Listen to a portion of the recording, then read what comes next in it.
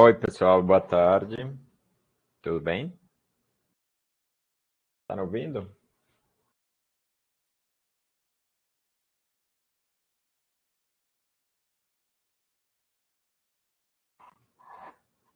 Ok, boa tarde. Já são 3h20, então vamos começar.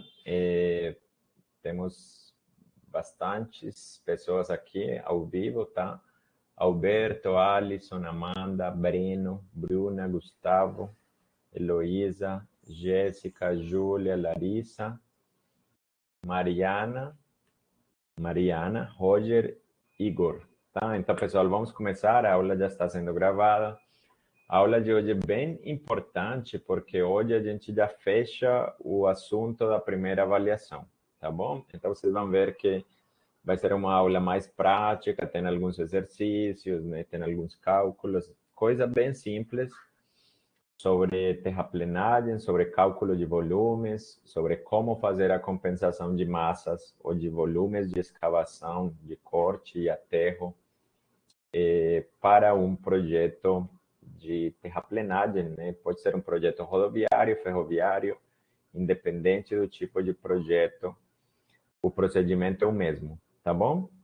Então, e depois dessa aula, eu vou abrir um espaço aí para vocês tirarem dúvidas sobre as apresentações da semana que vem, tá? Lembrem que semana que vem, as duas aulas, em princípio, as duas aulas vão ser utilizadas para fazer as apresentações dos seminários. Eu imagino que todos vocês já definiram nos grupos, que já estão trabalhando bastante, que tem muita informação, muita foto, muita coisa legal para mostrar para os colegas. E essas apresentações são importantes porque a gente consegue verificar como é que está seu nível de pesquisa, né? A gente tem visto que muitas vezes a gente fica aqui naqueles monólogos, repetindo, falando. Só o professor que fala, os alunos não perguntam, não comentam, não, meio que parece que não estivessem aí. Então, por isso que é importante um seminário, né? Para ver se vocês estão conseguindo acompanhar a disciplina, se vocês estão sabendo lidar e procurar informação de qualidade, né? Aí eu consigo ver se vocês só entram na Wikipédia ou se vocês conseguem procurar TCCs, dissertações de mestrado, teses de doutorado, artigos, normas brasileiras, normas internacionais, especificações técnicas. Isso é muito importante. Vocês vão ver que faz muita diferença depois, porque como muitas vezes os engenheiros civis ou qualquer curso profissional, quando a gente termina a graduação, a gente tem muito conhecimento básico, mas no final das contas parece que a gente não sabe nada, não sabe fazer efetivamente nada, né? Existe muita preocupação com isso entre os profissionais recém-formados. E na verdade não é bem assim, tá? A gente tem muito conhecimento básico, tem muito livro, tem muita informação técnica, então a única coisa importante é poder ter esses conhecimentos básicos durante a graduação, ou seja, fazer uma boa graduação, estudar, aprender, participar, fazer parte ativa do conhecimento e do processo de ensino. E depois vocês vão ver que no final das contas, cada vez que vocês pegam um projeto diferente, um projeto novo, um novo desafio, vocês só têm que procurar informação na internet, nos livros, nas normas, nas especificações e tentar adequar todos esses conhecimentos que vocês já têm para poder fazer um produto. Tá? E esse produto vai ser o dimensionamento, esse produto vai ser um relatório, o produto vai ser um laudo técnico, mas todos os conhecimentos vocês com certeza vão ter, tá bom? Então, é só para não se preocupar muito, tá? Então, eu consigo avaliar isso nos seminários, né? Eu sempre tenho seminários muito bons, tem outros muito ruins, isso eu acho que é normal. Tem pessoas que se esforçam muito para fazer, tem outros que nem tanto. Então, eu quero ver trabalhos bons semana que vem, tá? Vamos lá. Então, qualquer coisa, qualquer pergunta, comentário, vocês podem ir fazendo aí no chat, tá? Na última aula, eu não quis começar a parte de cálculo de volumes para não deixar iniciada essa parte. Vamos iniciar e concluir hoje, tá? Então, eu mostrei esse gráfico, que é basicamente as duas formas que a gente tem disponíveis para fazer um cálculo de volumes de escavação e volumes de aterro, tá bom? Ou seja, volumes de terraplenagem de uma forma geral. Existe um método que é um método mecânico, um método antigo. Esses equipamentos aqui são conhecidos como planímetros. Isso já passou a história, tá? Isso não é muito raro, muito difícil que vocês utilizem um planímetro num projeto atual ou um projeto futuro, tá? Só para mostrar que isso existia e a gente conseguia calcular as áreas por meio desse método e é bastante preciso, por isso que aqui temos os processos precisos, tá?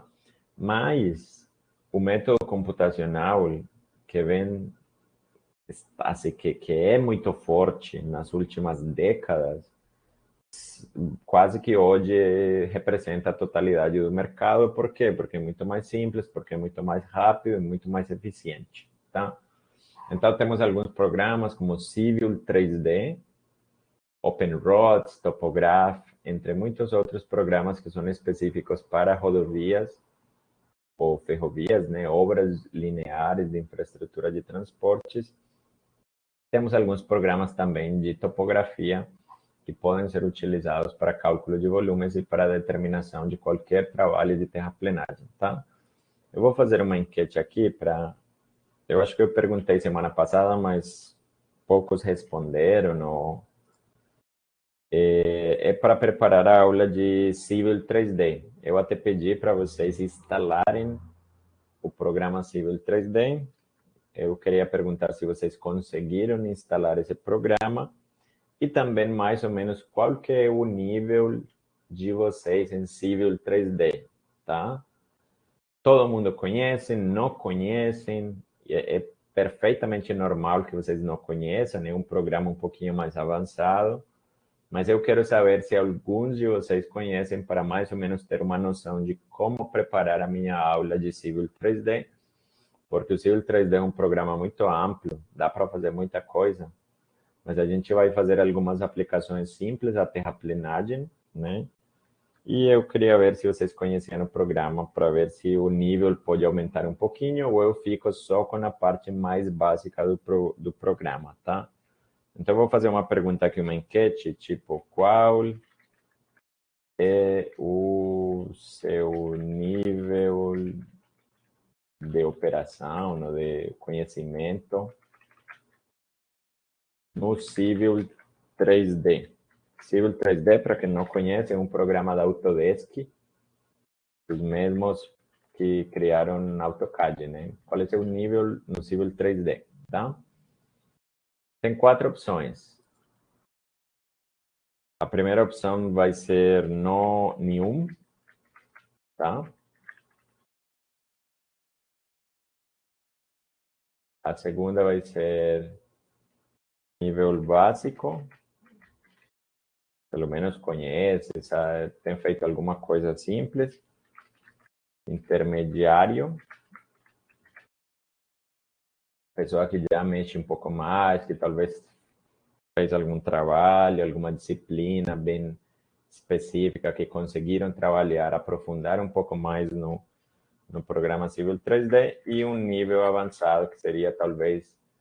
Eu sei que vocês muitas vezes fazem estágio, às vezes trabalham já diretamente com o programa ou aprenderam fazendo um curso, fazendo alguma coisa aí ou só vocês, né? Só vocês aí aprenderam, dá para aprender qualquer programa computacional no YouTube, por exemplo, né? Dá para fazer muita coisa. Tá, então vocês podem ir respondendo aí, ainda faltam algumas respostas, temos 16 alunos aqui.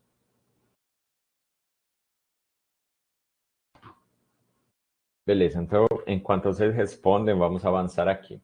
Essa parte eu já apresentei, né? Só queria mostrar E em todos os serviços de terraplenagem, a gente tem que ter muito cuidado com as coberturas vegetais. Muitas vezes, se essa cobertura vegetal não é considerada no orçamento, nos volumes, nos cálculos de volumes, o impacto dessas diferenças no orçamento final são muito significativas. Tá? Então, muito cuidado com isso. E vamos ver aqui, todo mundo respondeu. Ok. Publicar resultados da enquete.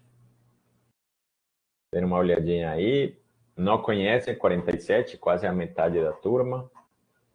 Um conhecimento básico 33, um conhecimento intermediário 20 e um conhecimento avançado 0, tá? Então, é bom, é mais ou menos o que eu imaginava, né?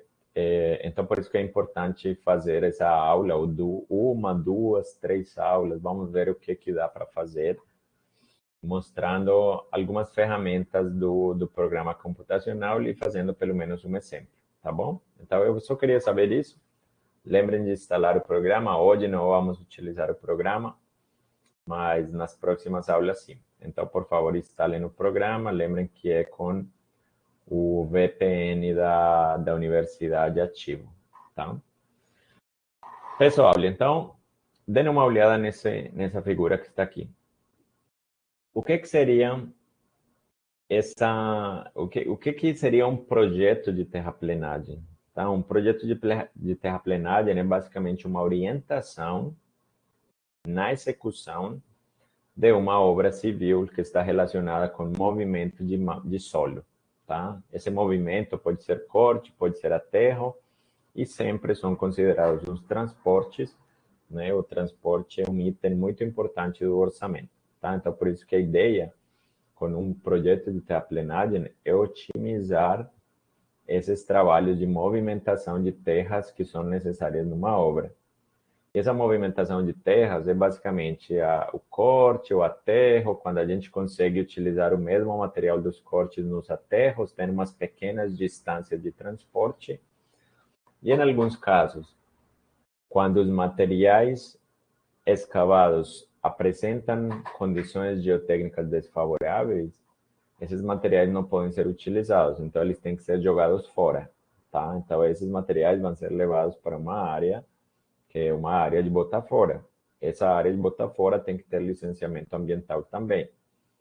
Quando as escavações do projeto não são suficientes para atender todos os volumes necessários, então a gente tem que fazer o contrário, não jogar fora material, senão comprar ou trazer esse material de algum outro lugar, tá? Então aí é quando a gente explora pedreiras, quando a gente explora jazidas, ou compra esses materiais em pedreiras comerciais, que também tem isso. Dependendo do tipo de projeto, a própria obra vai explorar ou vai comprar. No caso de fazer uma exploração, também tem que ter um licenciamento ambiental de exploração lá na Agência Nacional de Mineração, tá? Vocês veem que um projeto de uma obra civil, ela é um projeto rodoviário, por exemplo, é uma obra de grande porte, porque tem muita coisa acontecendo dentro, tá? E uma dessas coisas mais importantes é o que está aqui como distribuição do material. Como vai ser esse planejamento de distribuir os materiais? Por exemplo, a parte que está sendo cortada, isso aqui é um perfil longitudinal, tá? Aqui a linha mais escura é o grade do projeto. E a linha um pouco mais clara é o perfil do terreno, né? O terreno natural que representa a topografia. Como o grade do terreno ele é mais ou menos plano, então temos uma parte de corte e uma parte de aterro, e aqui na frente uma parte de corte. Então, como distribuir isso? Se os materiais são aptos para ser utilizados, então esses materiais, por exemplo, esse material 1, ele pode ser compactado nas proximidades, né, utilizando ou gastando o menor recurso de transporte. Então, olha, essa área 1 pode ser compactada aqui. Esse volume 2 vai ser compactado aqui. Vocês veem que a gente está otimizando de uma forma que essas distâncias D1, D2, D3 são as menores possíveis, tá? Só que isso é para para um pedacinho muito pequeno. A gente não pode fazer isso só visualmente. Então, tem algumas técnicas, tá? Para poder fazer isso. Então, vamos lá.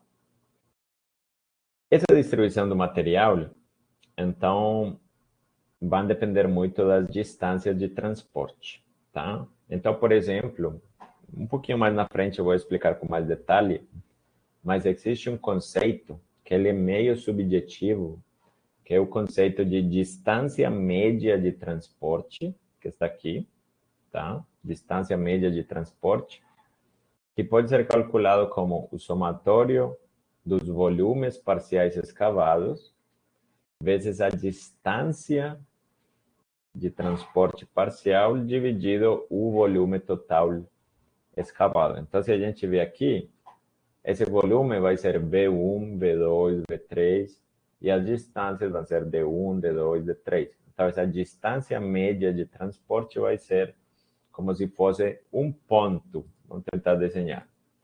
Como se fosse um ponto por aqui e um ponto no aterro. Essa distância média no transporte vai ser isso aqui. DMT. Tá bom? Distância média do transporte vai ser isso aqui. Ok? E daí vem outro conceito importante que é um momento de transporte.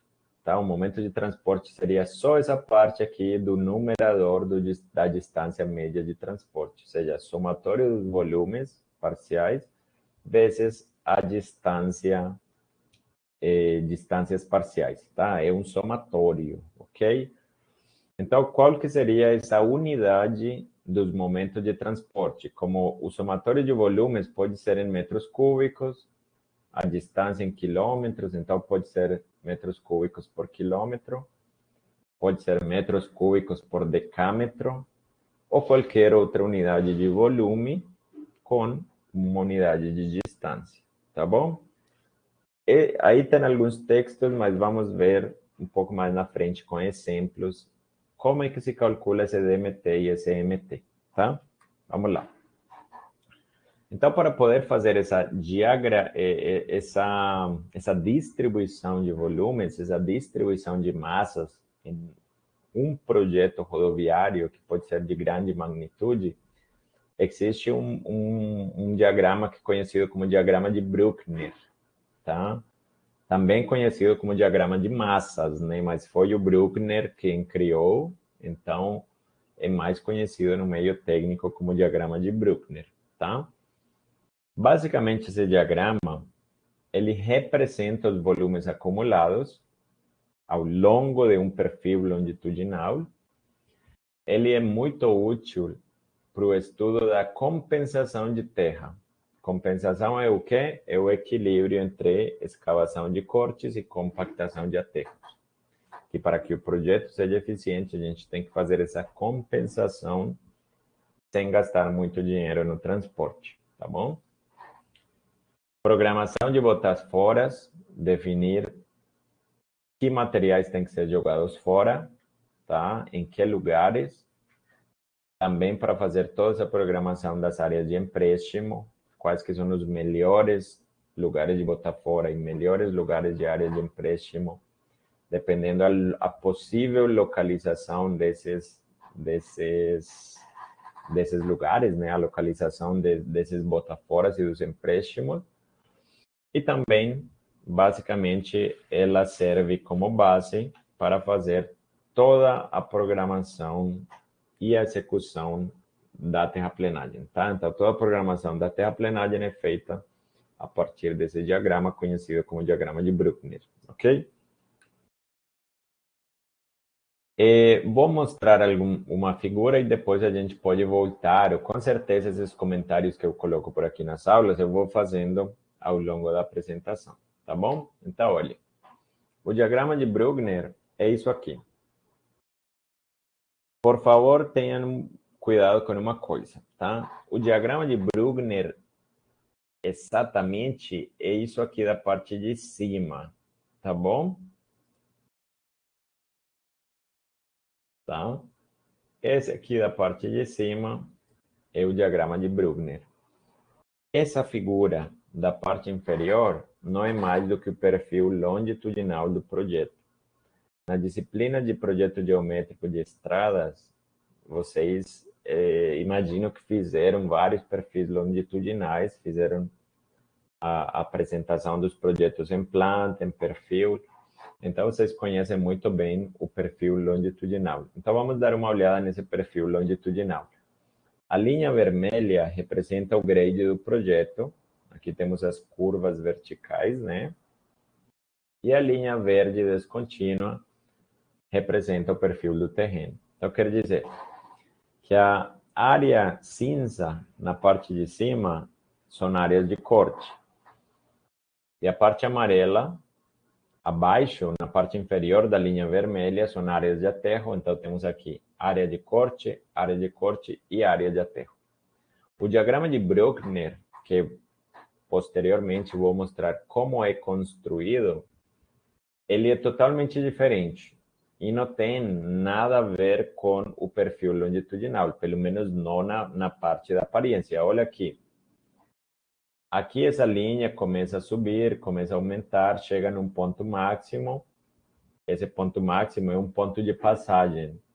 Quando temos uma mudança de corte para aterro, esse diagrama de Bruckner vai formar pontos máximos, pontos de passagem. Então, vocês podem ver que aqui é um ponto de passagem de corte para aterro. Então, aqui vai descendo o aterro, vai descendo o aterro, até aqui.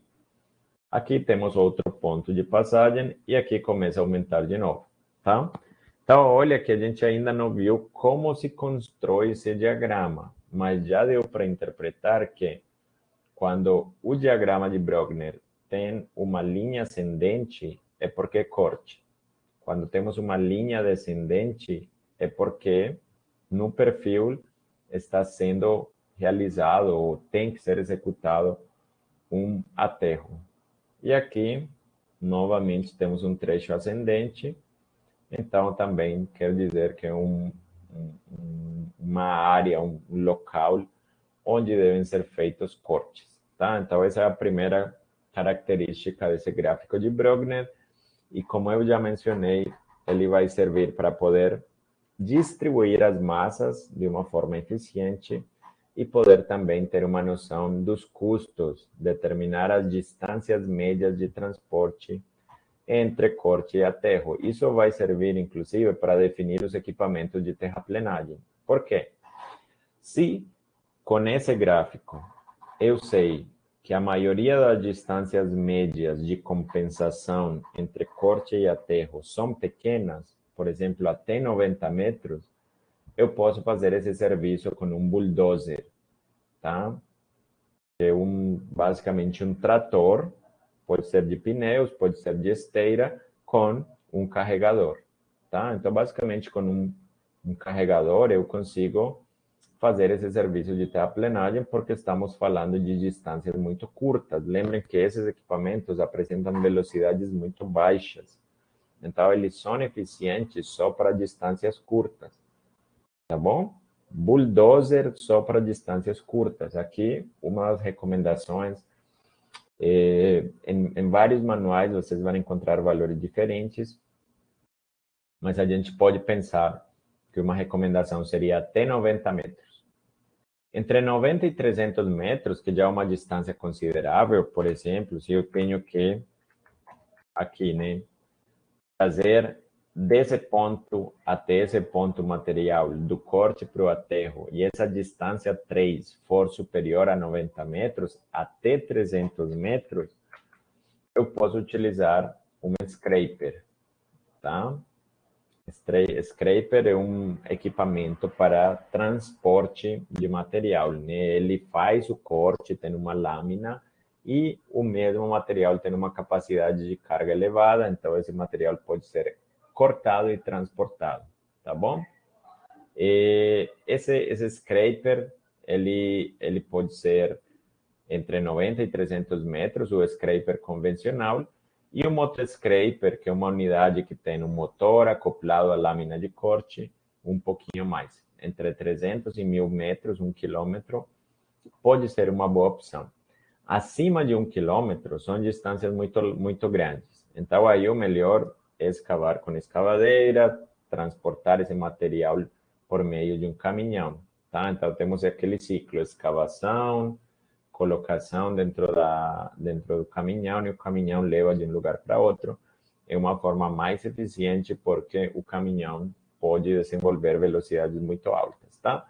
Então, olha, o gráfico de Brogner, ele já está relacionado com toda essa distribuição para a gente ter um projeto eficiente, tá? E também pensando um pouco na logística da execução, nos equipamentos, em tudo, tá? É muito importante esse diagrama de Brogner.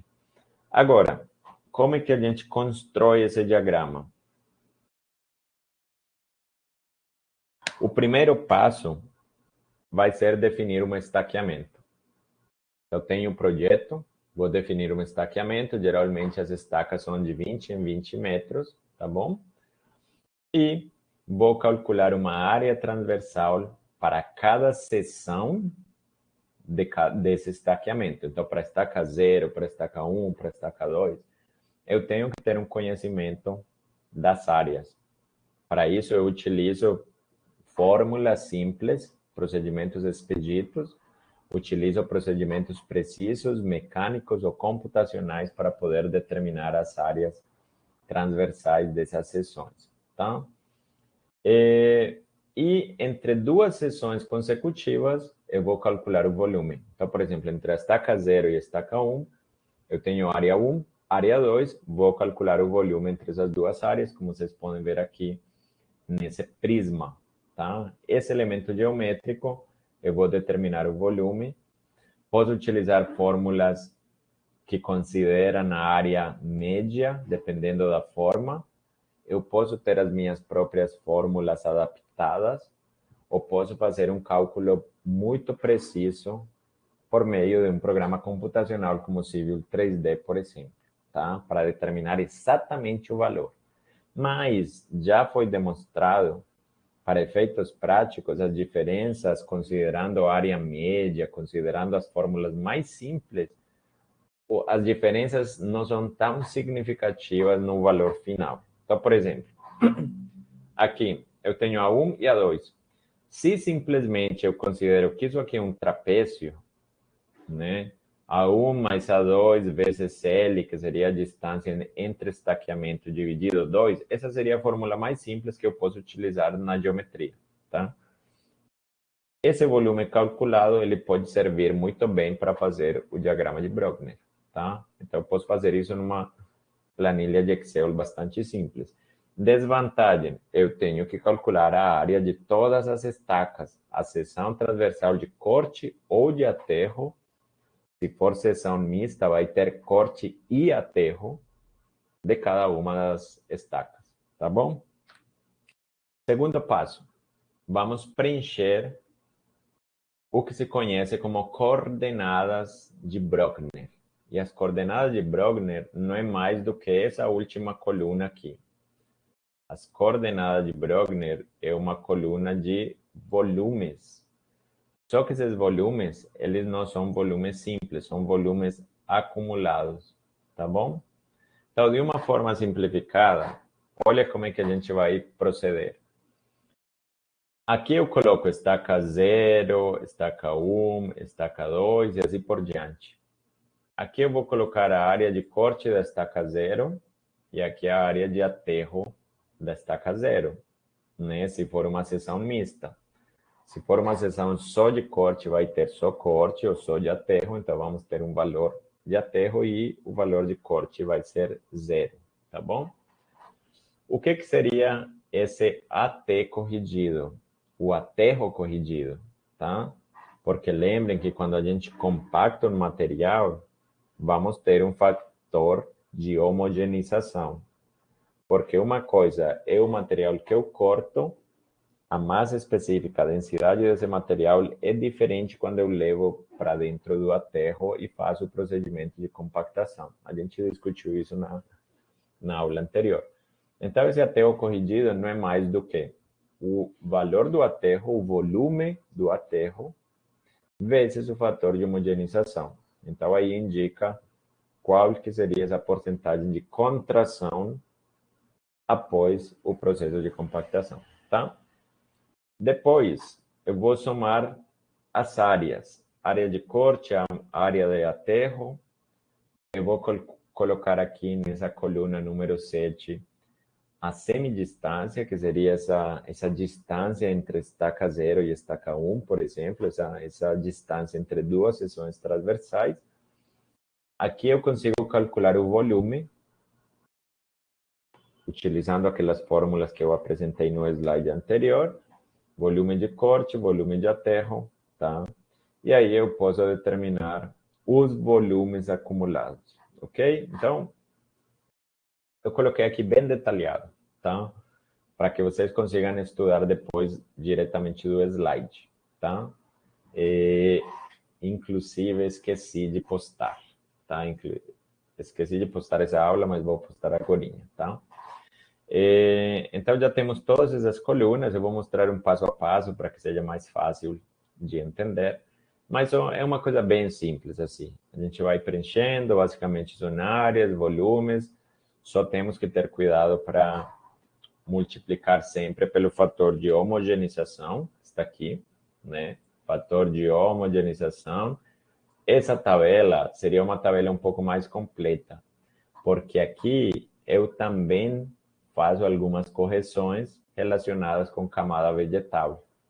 Então, se eu tenho os volumes sem ser os volumes efetivos, ou seja, sem considerar a retirada da camada vegetal, da cobertura, então eu devo fazer esses ajustes antes do procedimento final, tá? Aqui temos toda a tabela, né? E aqui temos as ordenadas de Bruckner, que é basicamente os volumes acumulados, tá bom? Vamos lá que depois eu mostro um exemplo para vocês. O que seria, então, esse gráfico de Bruckner? Esse gráfico é uma coisa bem simples. A gente vai pegar no eixo X, vamos utilizar o mesmo estaqueamento do perfil longitudinal. Olha que aqui na parte inferior, isso é o perfil longitudinal. Vamos esquecer todas essas linhas descontínuas, tá? Essas cores, vamos esquecer isso. Aqui na parte inferior temos o perfil longitudinal do projeto. Então temos estacas, estaca 0, 1, 2, 3, 4, até infinito. E aqui temos as cotas do terreno natural, que seria essa linha um pouco mais fina, e do grade, que seria essa linha um pouco mais escura. Aqui eu tenho corte, aqui eu tenho aterro e aqui eu tenho corte, né? Isso seria o perfil longitudinal que vocês conhecem, tá bom? Só que o diagrama de Bruckner, que é a parte de cima, então a gente utiliza o mesmo eixo X, que seria o estaqueamento, e no eixo Y, a gente plota as ordenadas de Bruckner, né? Essas ordenadas de Bruckner são os volumes acumulados, ou seja, é a última coluna dessa tabela ou a última coluna dessa tabela. A gente plota os valores, por isso que o volume aqui está em... Aqui não temos unidade, né? Mas seria metro cúbico, ou a unidade em que for o volume, tá? Pode ser outra unidade, pode ser sistema inglês, tanto faz, né? Claro que a gente prefere que todo seja trabalhado em sistema internacional de medidas, né? Mas os volumes acumulados estão aqui no eixo Y, tá? Então, como interpretar esse diagrama de Bruckner? O diagrama de Bruckner vai ser essas linhas, essa linha descontínua aqui, tá? Claro que a gente não tem todos os pontos, a gente tem pontos em cada estaca, cada volume acumulado em cada estaca. Então, a gente vai aproximar e faz o gráfico, faz a linha completa, tá bom? Então, lembrem que, quais que são essas principais características desse diagrama de Bruckner? Ele indica que, aqui eu coloquei, tá? Vamos ler cada uma delas, porque é importante, prestem muita atenção, e a gente vai discutindo. Se vocês não estão entendendo alguma definição, por favor, perguntem, tá? Para que fique claro agora, ok? Então, por exemplo, a primeira propriedade do diagrama de Bruckner. O diagrama de massas, ou também conhecido diagrama de Bruckner, ele não é um perfil, Então, vocês veem que o perfil está aqui embaixo, não é um perfil longitudinal. O perfil longitudinal tem uma forma diferente ao diagrama de Brogner, tá? Totalmente diferente, olha. Enquanto aqui está subindo, acima do... Aqui temos o eixo longitudinal, temos cotas, aqui não. Aqui simplesmente temos uma linha que indica os volumes acumulados. Então, o diagrama de Brogner, ele não é um perfil longitudinal. Essa é a primeira coisa que tem que ficar clara. Ele não tem uma relação direta com a topografia. Então, aqui não é tipo subindo, a topografia descendo, ou montanha, depressão, não. Não tem nada a ver com isso, tá bom? Segunda propriedade. Inclinações muito elevadas ou muito acentuadas das linhas do diagrama de Brogner indicam grandes movimentos de terra. Então, isso é importante. Então, quando temos uma inclinação muito grande, por exemplo, aqui no comecinho, aqui, quer dizer que nesses locais eu estou fazendo uma movimentação de terra muito grande. Tá? Então, grandes inclinações indicam grandes movimentos de terra.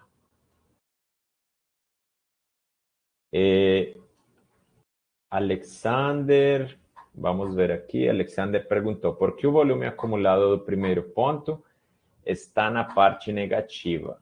Tá.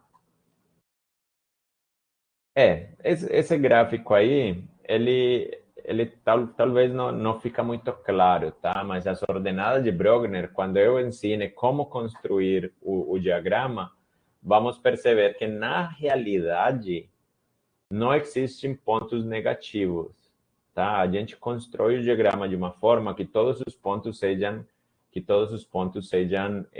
positivos. Isso aqui é só uma indicação de que essa linha horizontal, que depois eu vou explicar o que significa, essa linha horizontal, ela não tem a ver com o diagrama. Isso aqui se conhece como linha de compensação, tá?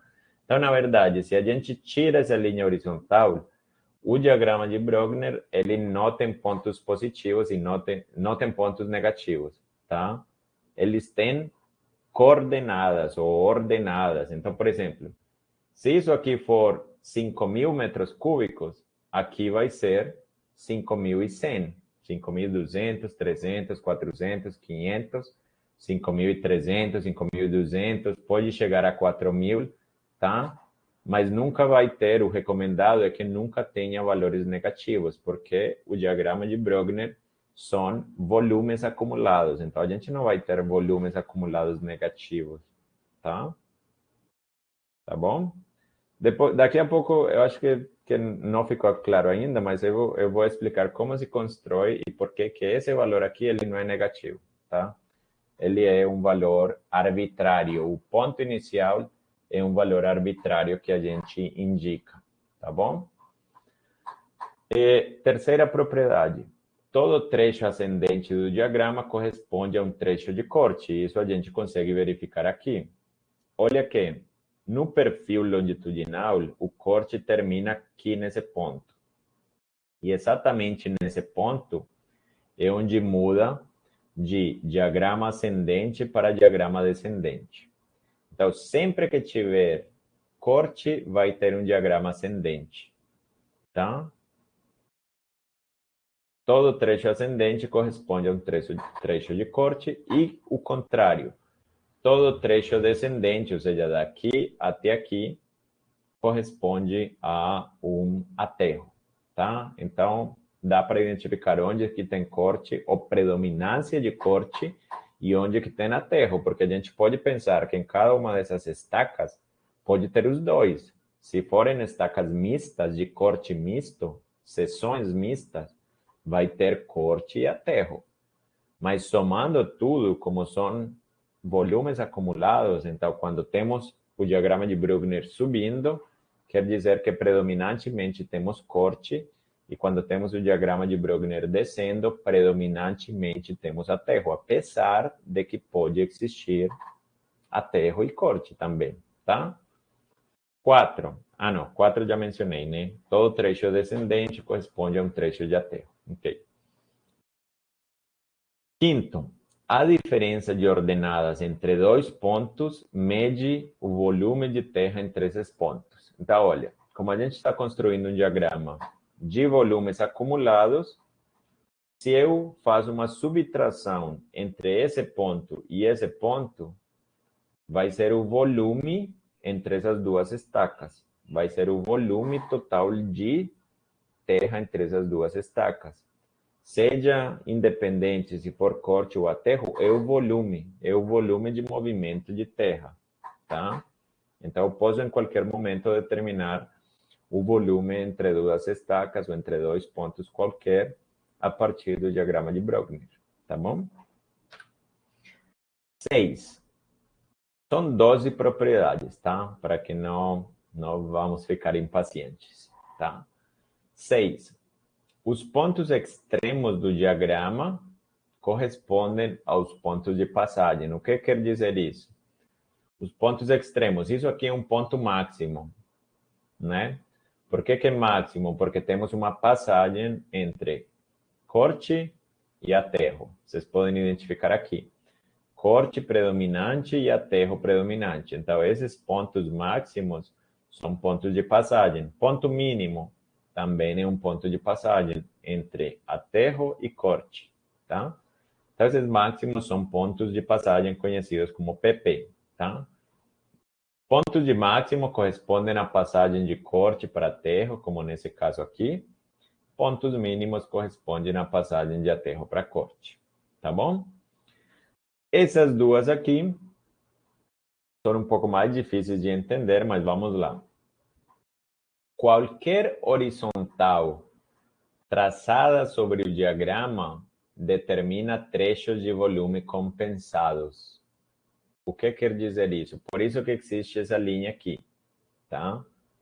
Por exemplo, entre esse ponto A e o ponto B, essa área aqui do diagrama, entre o ponto A e o ponto B, é um trecho compensado porque eles estão cortados por uma linha horizontal.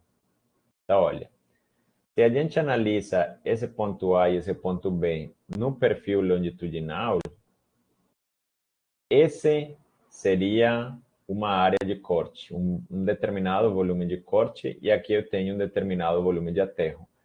Essa quantidade de volume de corte é suficiente para preencher isso aqui de aterro. Então, sempre que eu faço uma linha horizontal cruzando ou cortando o diagrama de Brogner ou a linha de Brogner, quer dizer que aí os volumes estão sendo compensados. Então, nesse caso, eu já não tenho que ter nenhuma preocupação com essa área aqui, tá? Vou tentar colocar em cores. Olha, quer dizer que essa linha horizontal, que eu vou desenhar aqui verde, essa linha horizontal aqui indica que existe uma compensação de todos esses volumes da parte amarela. Ou seja, entre o ponto A e o ponto B vai existir compensação. Seguindo essa mesma lógica, entre esse ponto B e um ponto aqui que eu vou chamar de C, também existe compensação. Então, tudo isso aqui também está compensado, tá? Tudo isso aqui está compensado também. Ou seja, entre esse ponto B aqui e esse ponto aqui, que seria o final, quase que o finalzinho, eu tenho um trecho de estrada compensado entre volume de corte e volume de aterro, tá bom? Então, quais que seriam minhas preocupações aqui? As minhas preocupações nesse caso vão ser essa aqui, isso aqui, que ficou faltando, e eventualmente um pedacinho aqui que ficou faltando também. Então, eu não sei se, por exemplo, esse material aqui, como é um trecho de corte, se esse material ajuda a compensar aqui, né? Ou eu tenho que jogar fora esse material de corte e aqui eu tenho que procurar material de aterro, tá? Então, por isso que essas linhas horizontais, a pessoa que constrói o diagrama, essa pessoa coloca essas linhas horizontais. E vamos ver que tem várias opções para colocar essas linhas horizontais, dependendo do diagrama, tá? E essa escolha dessas linhas horizontais, que são conhecidas como linhas de compensação, vão depender do profissional, e quando a gente tem mais experiência nessa área, vai escolher melhores linhas horizontais. Aí parece muito simples, porque é um diagrama assim. Mas imaginem um diagrama que seja uma montanha russa de muitos quilômetros. Então, como escolher essas linhas horizontais para que seja a distribuição mais eficiente? Tá bom? Outra coisa importante, outra propriedade. Eu só vou tirar essas cores para que não fique muito difícil de entender. Vou fazer assim, vou abrir de novo aqui para tirar essas cores, tá? Outra propriedade, a propriedade 10. A posição da onda do diagrama em relação à linha de compensação indica a direção do movimento de terra. Ondas positivas, né, linha do diagrama acima da linha de compensação, indicam transporte de terra no sentido do estaqueamento. E ondas negativas, ou seja, abaixo da linha de compensação, indicam transporte no sentido contrário ao estaqueamento. Então, é fácil. Aqui. Isso aqui é uma onda positiva. Isso aqui é uma onda negativa. Por que positiva? Isso aqui é a linha de compensação nesse caso. Positiva é acima da linha de compensação e negativa é embaixo da linha de compensação. Então, quando a onda é positiva, quer dizer que o transporte de materiais vai no sentido do estaqueamento, ou seja, assim. Quando a onda é negativa, vai assim. Então, se a gente compara isso com o perfil longitudinal, é fácil entender, né? Então, por exemplo, esse corte vai ser transportado para a direita, no sentido do estaqueamento, para preencher esse aterro. Nessa onda negativa, esse corte aqui da direita vai ser transportado no sentido contrário ao estaqueamento, ou seja, no sentido esquerdo, indo para a esquerda, tá bom? Então, só isso. Ondas positivas, como está aqui, só que ficou muito pequeno. Ondas positivas indica sentido do deslocamento do material para a direita, ondas negativas para a esquerda, tá? São coisinhas assim que dá para tirar do diagrama de Brogner, são as propriedades, tá? E a propriedade 11 e a 12 são relacionadas com distâncias de transporte, tá bom? Então, por exemplo, a área compreendida entre a curva de Brogner e a linha de compensação mede o momento de transporte da distribuição. Então, olha, se essa é nossa onda Brogner, aqui embaixo é a linha de compensação, tá? Se eu pego a metade da altura, seria a metade do volume. Eu corto aqui as laterais. Essa vai ser a distância média. Por que é a distância média? Porque seria mais ou menos o transporte do centro de gravidade do corte para o centro de gravidade do aterro, esses pontinhos que estão aqui, tá? E se eu multiplico D vezes V, eu tenho essa área. Essa área desse retângulo é igual à área embaixo da curva de Brogner. Tá? Então, se eu faço um somatório de áreas, eu vou ter isso. Por isso que o momento de transporte seria o somatório de volume vezes distância. Tá? Então, está aqui. MT, que é o momento de transporte, é a área desse retângulo vermelho, parece um quadrado, mas não necessariamente um quadrado, tá? Pode ser um retângulo, dependendo da forma da curva, e seria o somatório do volume vezes D, tá? E essa distância se calcula pegando a metade da altura da onda fazendo uma linha horizontal, né, uma extensão dessa linha até cortar a base da linha de compensação. Essa vai ser a distância média, tá? Então, essa é uma outra propriedade, e essa distância média de transporte vai servir para calcular os custos da terraplenagem, tá bom? Então, como é que funciona na prática? Imaginem que essa linha azul é o gráfico de Brogner, tá? Se eu começo a fazer um somatório dessas áreas, eu vou poder determinar uma distância média. Então, essa seria a forma de fazer isso um pouco mais eficiente. A parte verde vai aterrar a parte verde.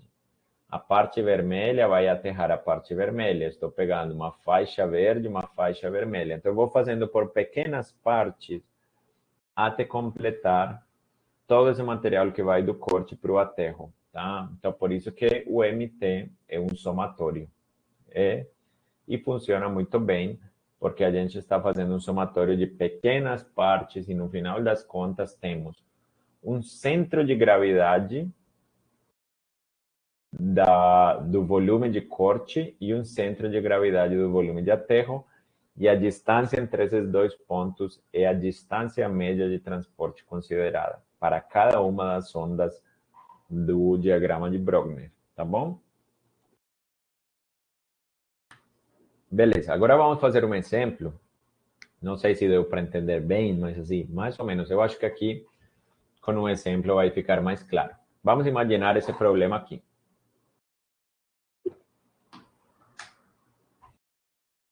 Olha, determinar o diagrama de Brogner para esse perfil longitudinal, ou seja, para esse projeto. Lembrem que o perfil longitudinal é obtido do projeto geométrico, tá bom? Então, esse perfil longitudinal, no caso da terraplenagem, a gente já recebe do pessoal que faz a geometria do projeto, tá? Então, a gente já tem um perfil longitudinal, a gente já sabe qual que é o grade da estrada. Isso aqui é um exemplo bem simples. Claro que os grades vão mudar, porque vamos ter pontos verticais, ponto de interseção vertical, né? Vamos ter curvas verticais, então vai mudar, mas é só para colocar um exemplo. Um pequeno trechinho de uma estrada de 9 estacas, e o estaqueamento é feito de 20 em 20 metros, tá? Aqui está nas alturas do terreno, ou seja, essa parte aqui seria corte e toda essa parte aqui seria aterro. Onde que tem essa mudança, ou seja, onde que tem o ponto de passagem? Na estaca 4 mais 8,60. Um pouco menos da metade aqui da estaca. A metade entre a estaca 4 e 5 seria 4 mais 10. Um pouquinho antes temos esse ponto de passagem. Grade da estrada um pouco inclinado, 1%, perfil do terreno, isso aqui, tá? Para poder construir o diagrama de Brogner, eu já falei para vocês que a gente teria que determinar as áreas de cada uma das seções. Então, vamos ter uma área transversal da seção U0, da seção 1, da seção 2, 3. Eu posso fazer essas áreas desenhando manualmente, eu posso utilizar um programa computacional e ter as seções transversais cada metro, cada 2 metros, cada 10, cada 20 metros, que seria esse problema. Então, vamos imaginar que eu já fiz isso por meio do AutoCAD, por exemplo. Vamos imaginar que foi pelo AutoCAD. Então, olha aqui. Essas são as seções transversais que eu vou precisar para construir meu diagrama de Brogner. Estaca 0, 1, 2, 3, 4, 5. Aqui, antes da estaca 5, temos a estaca 4 mais 8,60. Por quê? Porque é um ponto de passagem. Então, é um ponto importante, tá?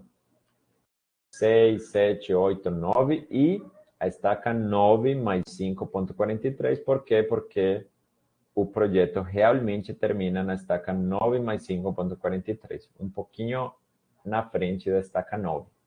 Então, cada ponto importante, cada ponto do estaqueamento ou cada ponto onde tem alguma mudança entre corte e aterro ou início, fim do trecho, são importantes para poder construir o diagrama, tá? Tá, olha. Agora, como é que se constrói o diagrama? Primeiro eu tenho que fazer uma tabela. Aqui. Nessa tabela eu coloquei as áreas de corte e aterro para cada uma dessas estacas, calculada por formulações geométricas, ou calculada com o planímetro, que era aquele método mecânico, ou calculadas pelos programas computacionais, por exemplo, AutoCAD. Tá? Dá para calcular a área. Aqui, por exemplo, na estaca 0, temos uma parte de área em corte e uma parte em aterro. A estaca 1 também, só que o corte é maior do que aterro. Estaca 2, só temos corte. Estaca 3, só temos corte.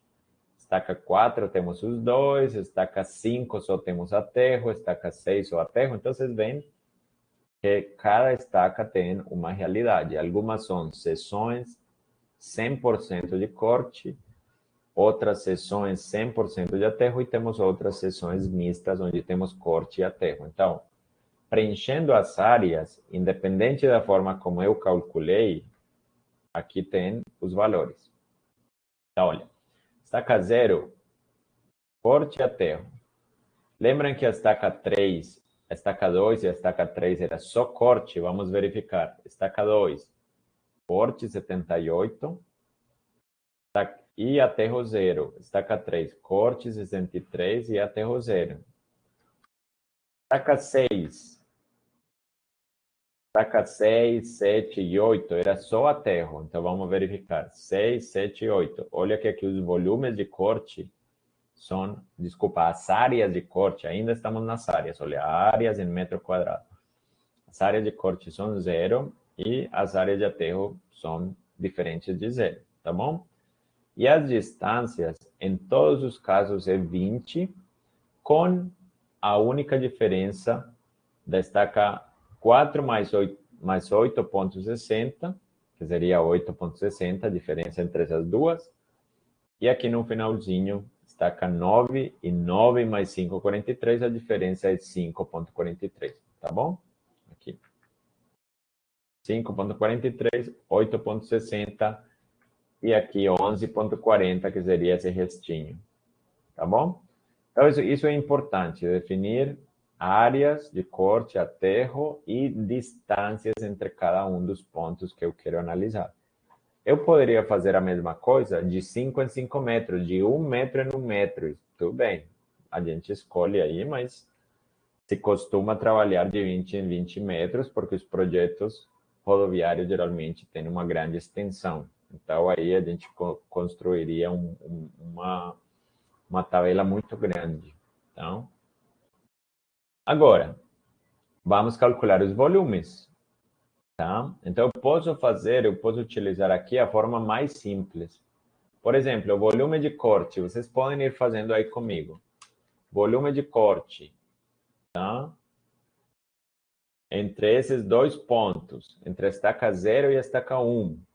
Vamos dizer que aqui é a estaca 0 e aqui é a estaca 1. A fórmula mais simples seria somar as duas áreas de corte vezes a distância, que é 20 metros, dividido 2. Essa seria a fórmula mais simples. Então, vamos ver. 10,15 mais 27,50, tá? Vezes 20 metros, que é o estaqueamento, a distância. Dividido 2. Quanto que deu? Vocês estão fazendo aí? Podem pegar uma calculadora para acompanhar. Muito bem, Jéssica. 376,5. Então, isso que eu vou colocar aqui. A primeira linha não tem nada, porque eu não tenho como comparar a estaca 0 com nada, né? Lembram que estamos calculando volumes, então temos que ter duas seções transversais para poder ter um volume de corte ou um volume de aterro. Então, olha aqui. Volume de corte, a mesma coisa eu posso fazer para o volume de aterro, tá? Os volumes de corte têm um valor único. Eu já fiz o preenchimento aqui de todos os valores. Depois vocês podem verificar para testar, para praticar, tá bom? Todos os volumes de corte estão aqui. Volume de aterro, a mesma coisa. 17,15 mais 6 vezes 20 dividido 2 dá 231,50. Só que, como é um aterro, a gente não pode pegar 231,50 metros cúbicos e colocar ali, porque no momento em que a gente compacta, a gente vai diminuir de volume e a gente não conseguiria preencher todo o volume necessário. Então, por isso que temos um fator de homogeneização, tá? Lembrem que aqui no problema falava que fator de homogeneização é 1,1. O que é esse fator de homogeneização? Isso aqui.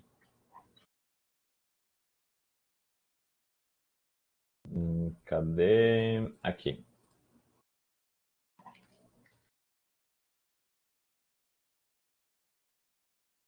Isso aqui que é o fator de homogeneização.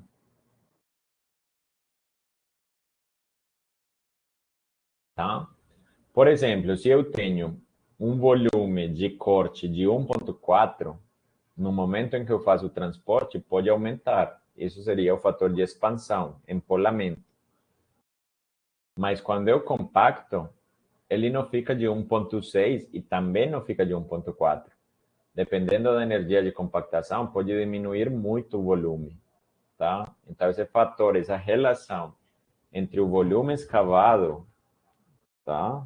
1,4, e o volume realmente compactado, 1. Então, esse fator de homogeneização, nesse caso, seria 1,4. Mas no nosso problema, o fator de homogeneização era 1,1. Ou seja, eu tenho que escavar 10% a mais para quando for compactar, ocupar o volume certo. Tá bom? Então, olha.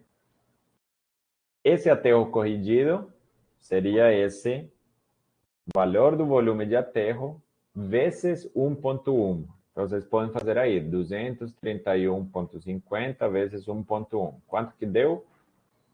254,65. E fazem a mesma coisa para todos os valores de volume de aterro. O corte não precisa. Por quê? Porque o corte você escava e leva para compactar. O que seria diferente aqui? Se a gente fosse fazer um cálculo do custo de transporte desse material, aí a gente teria que considerar o fator de empolamento. Mas como a gente está fazendo uma compensação de massa e volume dentro da mesma obra, então não é necessário. Corte e aterro. Esse fator de empolamento, ele geralmente ele já é considerado no custo de corte, tá bom? E agora,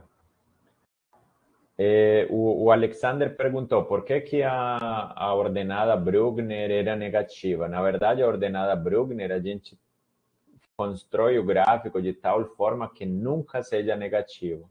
Então, por isso que esse valor aqui inicial é um valor arbitrário. Seria a coordenada, né? Ou ordenada, como está no eixo Y, seria ordenada, tá? A ordenada Bruegner, o primeiro volume inicial, eu posso colocar qualquer valor. Posso colocar 5.000, posso colocar 10.000, 3.000, 50.000, qualquer valor.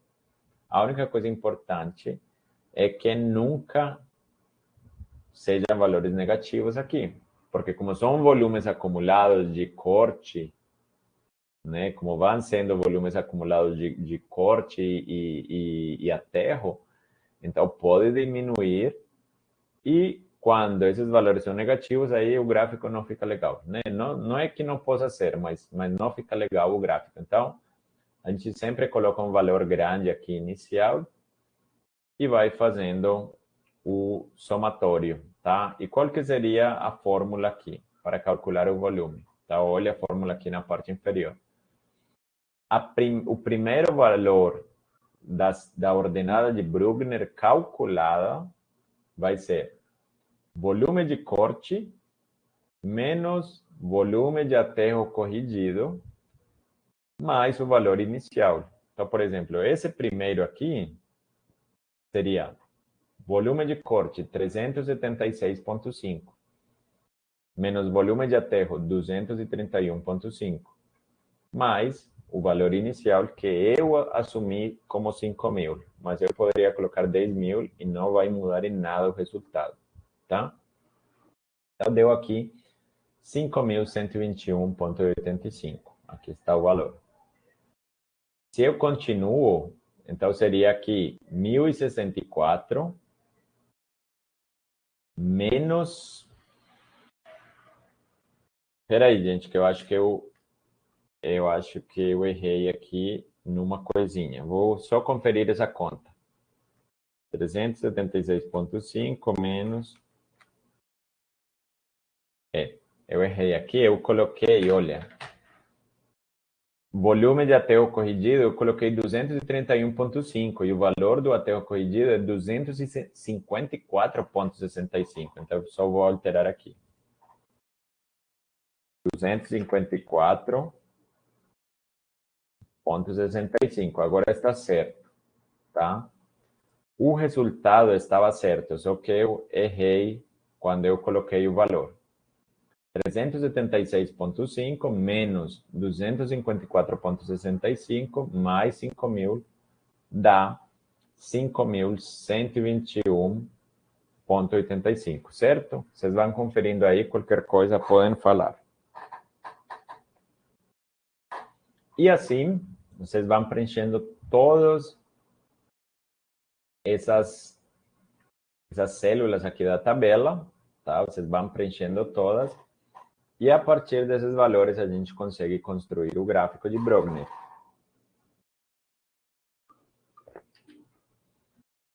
Que está aqui, tá? Gráfico de Brogner. Então, para estaca 0, 5.000 metros cúbicos. Para estaca 1, 5.121. Então, para estaca 1, 5.121. Para estaca 4 mais 8,60, 8.609, que é um valor máximo aqui.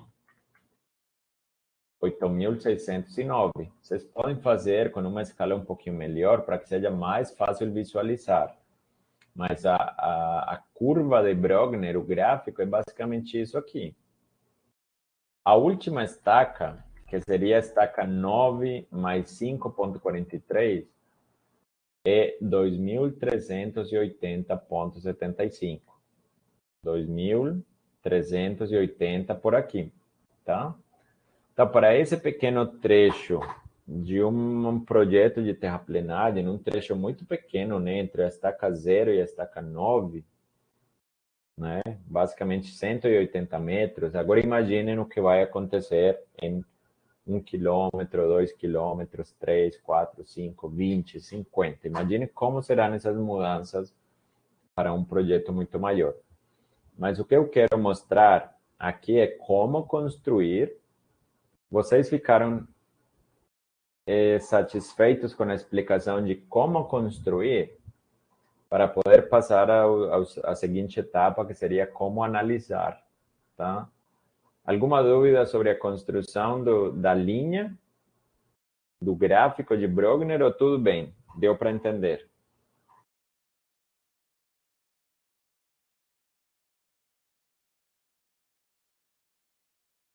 Pessoal, podem comentar aí, tá?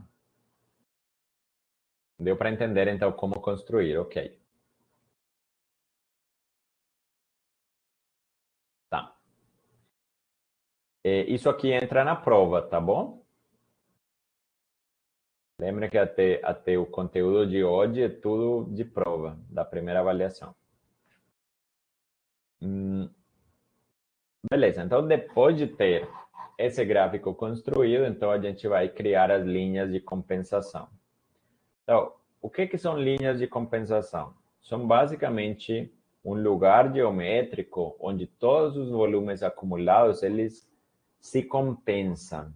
Por isso que chama linha de compensação. Então, lembrem, pelas propriedades do diagrama de Brogner, que qualquer trecho ascendente são cortes e qualquer trecho descendente são aterros. Então, dá para ver que aqui, que é o ponto máximo, é um ponto de passagem entre corte e aterro. E, evidentemente, parece que, inclusive se a gente analisa o perfil, parece que o volume de aterro é muito superior ao volume de corte, tá?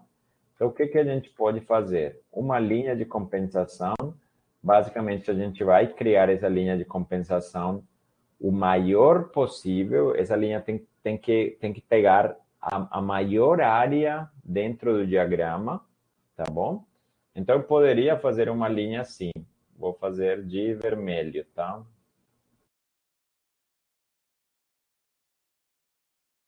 Eu poderia fazer uma linha aqui para que esse volume aqui da parte de cima seja compensado. Ok, e o resto? Eu poderia fazer uma linha aqui, né? Eu poderia ir descendo. Meu limite é esse ponto, que é o ponto inicial, tá? Então, a melhor linha que eu posso construir para esse problema seria exatamente essa aqui. Linha de compensação. Quer dizer que eu não tenho preocupações com tudo que está por cima da linha de compensação. E como essa onda ela é positiva, ou seja, todo esse gráfico está acima dessa linha de compensação, então quer dizer que o deslocamento de terra acontece de esquerda para direita no sentido do estaqueamento. Isso é simples de ver, né? Esquerda para direita, todo esse material cortado aqui vai preencher o aterro, tá? Só que essa compensação, ela só acontece até aqui, tá? Ou seja, eu posso identificar exatamente no gráfico aonde que é isso. Então, pelo gráfico, dá para ver que a compensação acontece até a estaca 6 mais 16,63. Então, se eu vejo isso no perfil longitudinal, a compensação mais ou menos acontece até aqui, tá? Então, todo esse material escavado aqui, ele vai servir para compactar aqui, tá bom? Vocês podem se perguntar, ah, mas não parece, né? Parece que essa área aqui fosse muito maior que essa. Lembrem que a gente está vendo o perfil longitudinal. A gente não sabe como são cada uma das seções. Algumas seções são predominantemente de corte, mas elas têm aterro também. E algumas são predominantemente de aterro, mas têm corte. Então, como são seções mistas, por isso que no perfil longitudinal não dá para saber, né? Não é aquele equilíbrio de áreas no perfil longitudinal. O único equilíbrio que a gente consegue ver é nesse gráfico, né, que seria o diagrama de Brogner. Então, nesse diagrama de Brogner, realmente, num lugar desses existe compensação, tá bom? Então, qual que seria nosso problema nesse caso? Tudo isso aqui é uma área de aterro, como vocês podem ver no perfil longitudinal, é uma área de aterro. Tudo isso aqui que eu vou colorir com azul. E eu não tenho, desculpa, essa parte aqui, tá? Isso aqui é aterro e eu não tenho material para isso. Então, eu devo fazer um empréstimo e o diagrama de Brogner serve para isso. Então, eu tenho que fazer um empréstimo e lembrem de uma outra propriedade do diagrama de Brogner. A diferença entre o volume, entre as ordenadas de Brogner de 2 pontos, é o volume necessário. Então, como é uma linha descendente, eu sei que é aterro. E a diferença entre esse ponto e esse ponto vai ser o volume necessário para preencher esse espaço do aterro, tá? Então, olha aqui. Se a gente compara com o perfil longitudinal, dá para ver que toda essa área vai ser compensada e essa parte aqui, toda essa parte aqui, eu não tenho material para preencher, então eu devo fazer um empréstimo.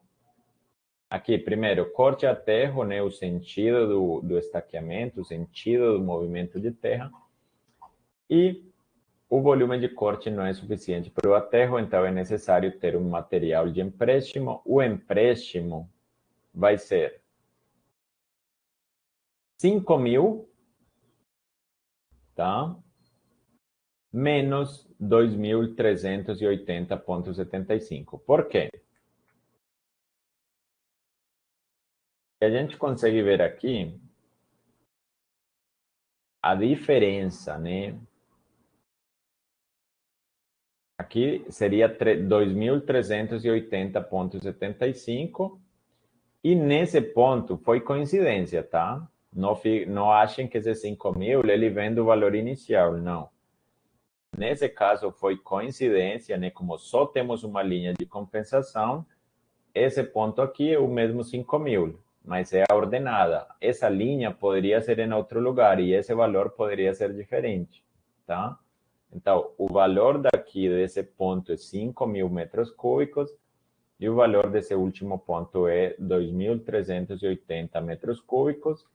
Por isso que temos essa diferença de 2.619,25 metros cúbicos. Então, são necessários 2.619,25 metros cúbicos para poder compactar o que está faltando. Tá bom? Então, por isso que é importante esses diagramas. Deu para entender isso?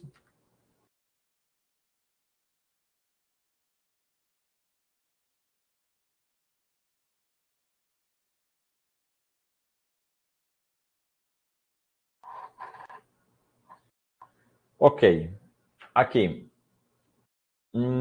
Esse diagrama de Brogner, então, é importante para a compensação longitudinal, mas não quer dizer que a compensação lateral, ou seja, da mesma seção, a compensação lateral, ela acontece imediatamente.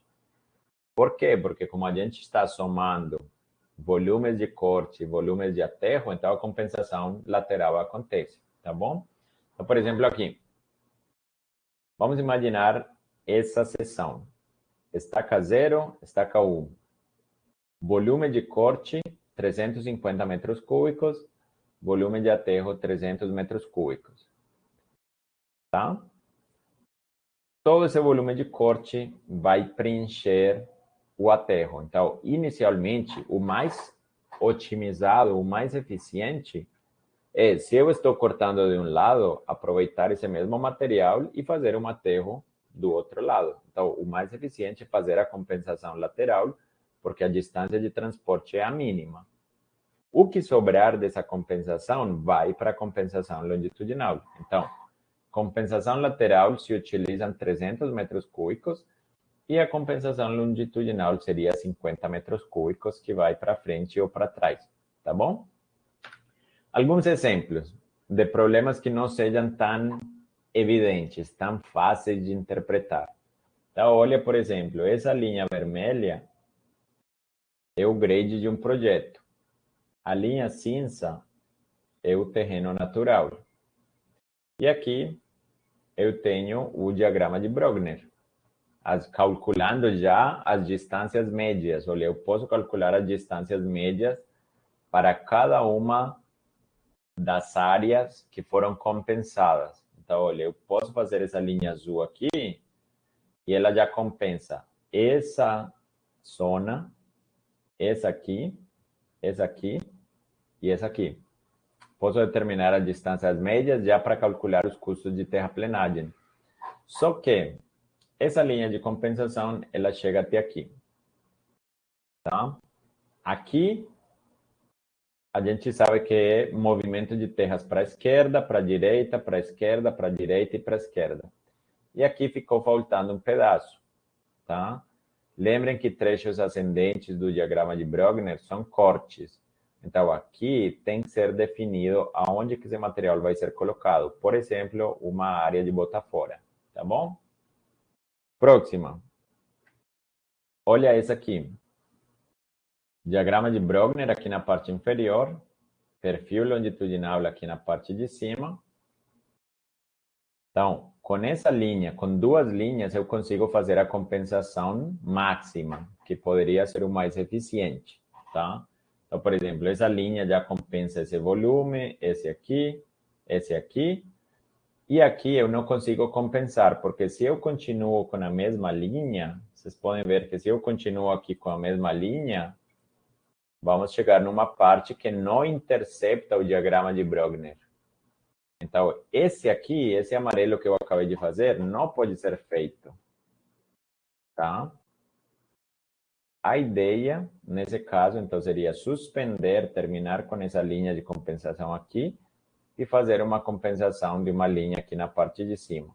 Então, essa área está compensada, essa aqui também, também e também. Só que temos um pedacinho aqui do gráfico que não está compensado. E como está em um trecho ascendente, quer dizer que é material predominantemente de corte. Então, essa diferença entre esses dois volumes deu 46,11, tá? E quer dizer que temos que encontrar um lugar de bota fora para esses 46,11 metros cúbicos, tá bom?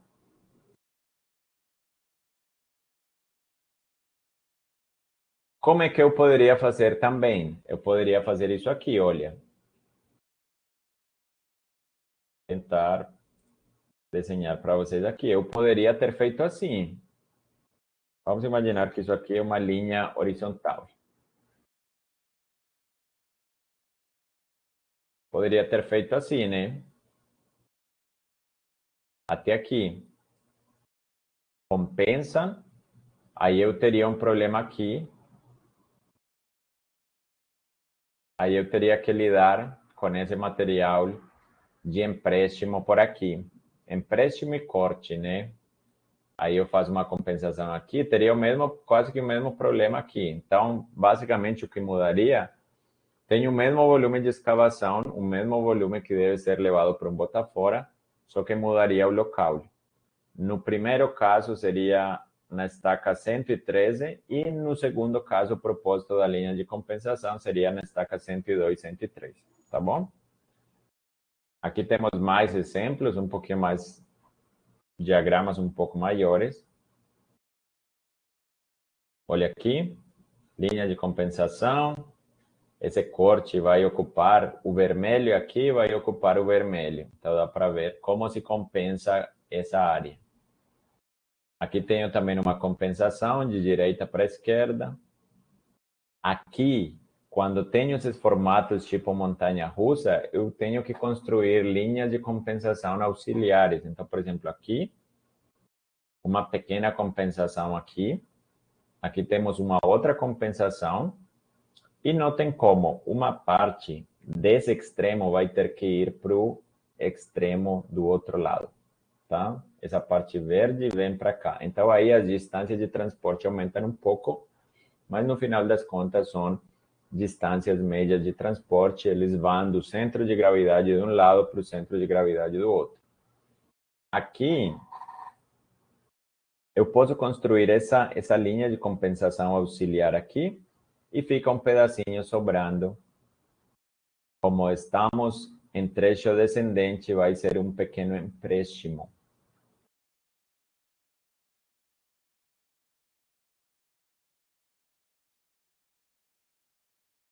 Tá bom? Dúvidas?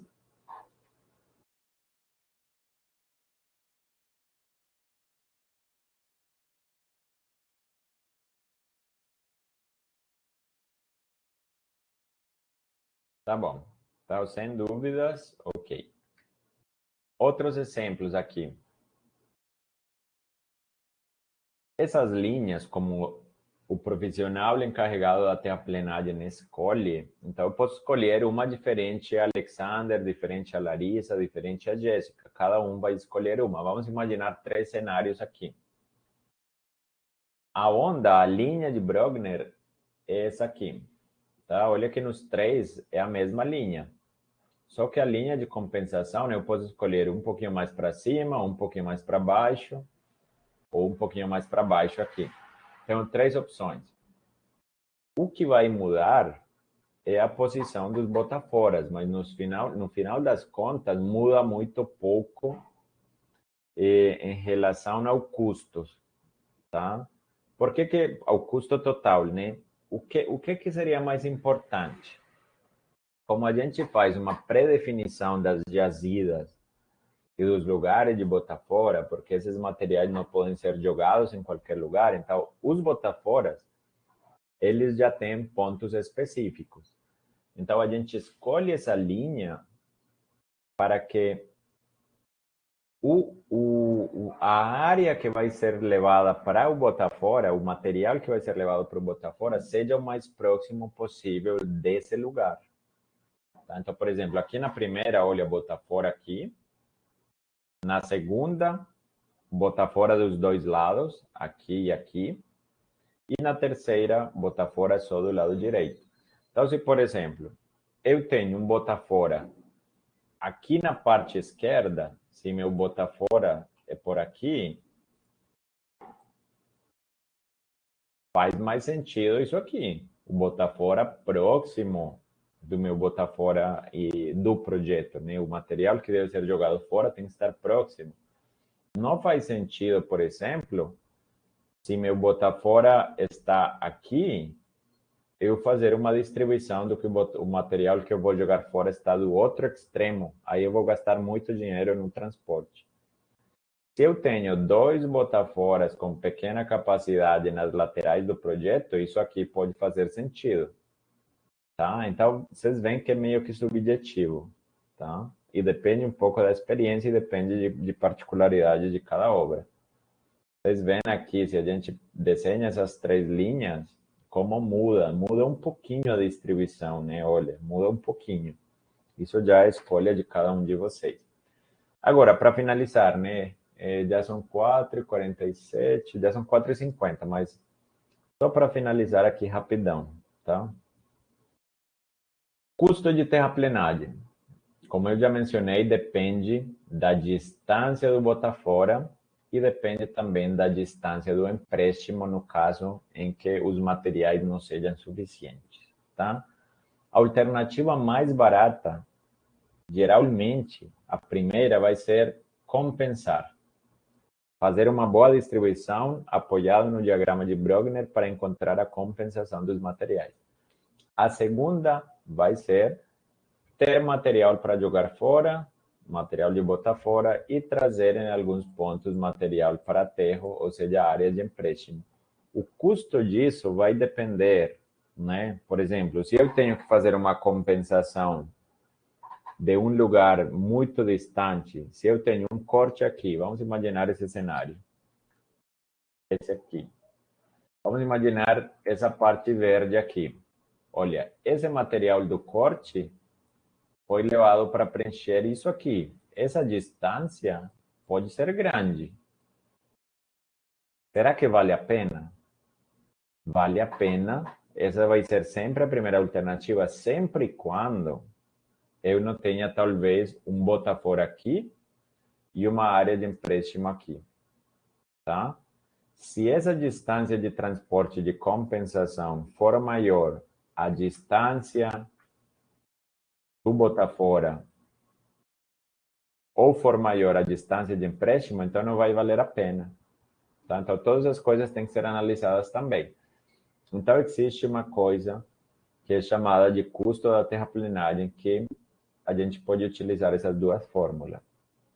Custo de compensação seria custo de escavação vezes o volume, mais custo de transporte, porque esse material tem que ser transportado. Se esse transporte for próximo, vai ser barato. Se for grande, vai ser caro.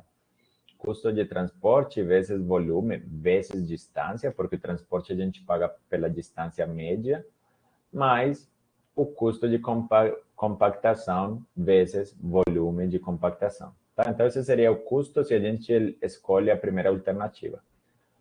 A segunda alternativa seria trabalhar com botaforas e com empréstimos. Quando que seria barato? Ou qual que seria o custo? Seria o custo do botafora mais o custo de empréstimo, no caso que for.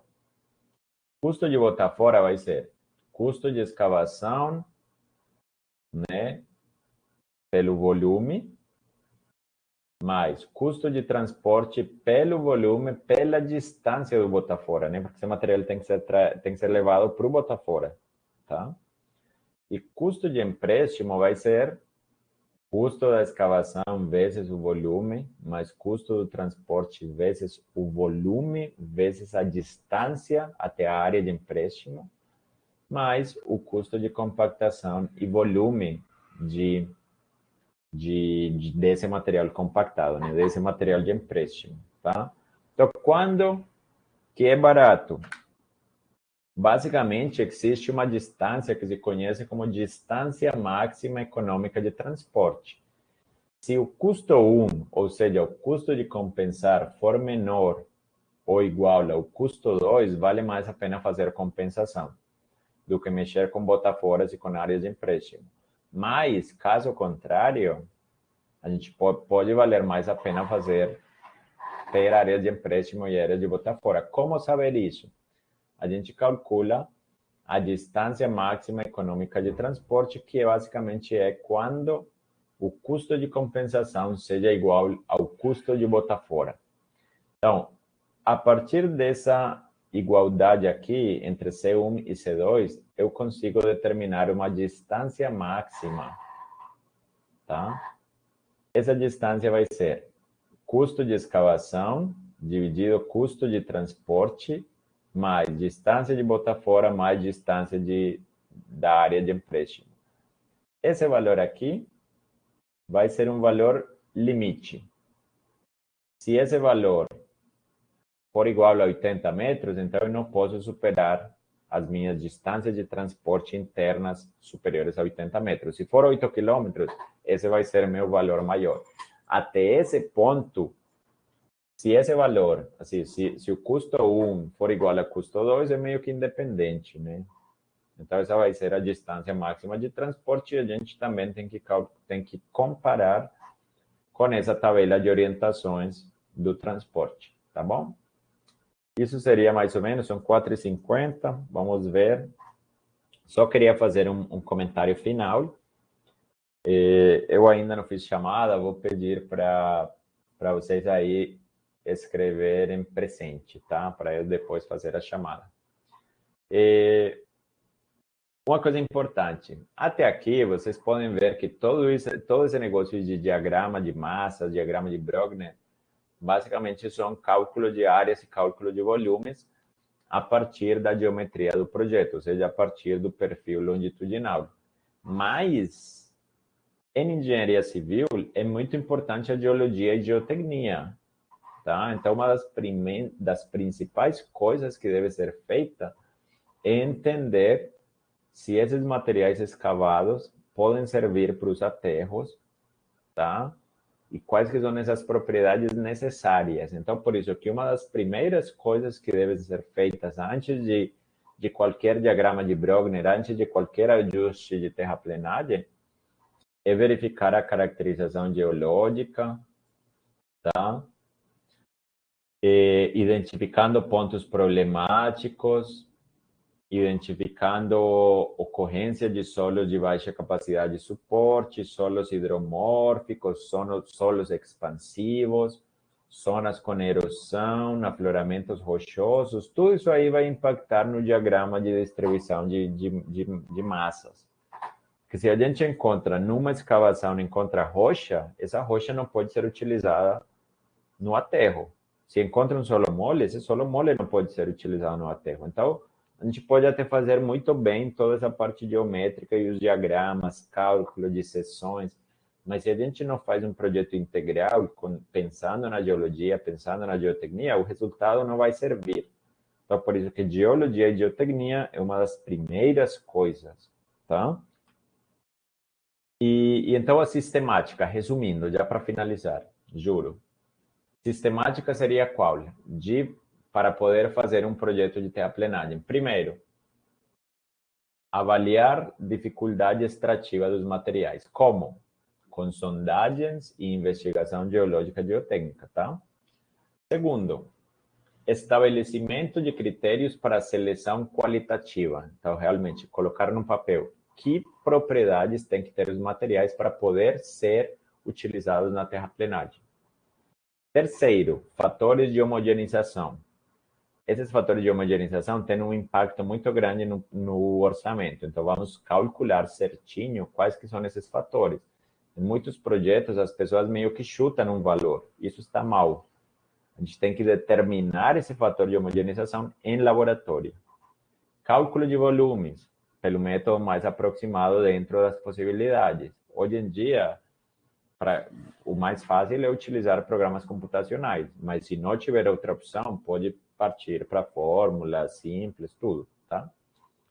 Elaboração de quadros de orientação da terraplenagem, ou seja, existem alguns quadros onde indica esse material daqui vai ser compactado aqui, esse material aqui vai ser jogado fora, esse material aqui vai ser da área de empréstimo, esse aqui vai para lá. Isso são quadros de orientação da terraplenagem, para facilitar a execução. Quantificar serviços e a apresentação do projeto. E, por último, o que é que tem num projeto de terraplenagem? A gente pode discutir isso também nas próximas aulas, mas basicamente um projeto de terraplenagem tem isso aqui.